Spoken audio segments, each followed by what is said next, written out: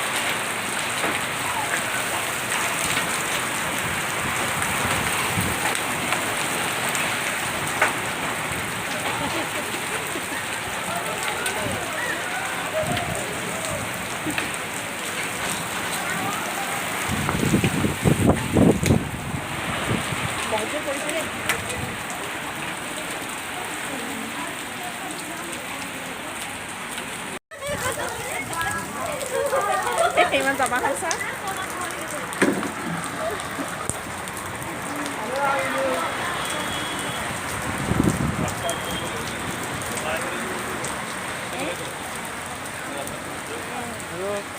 এখন ইমান কভাৰ নহয়গৈ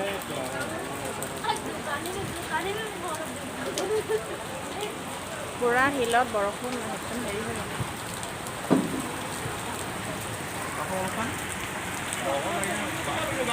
ন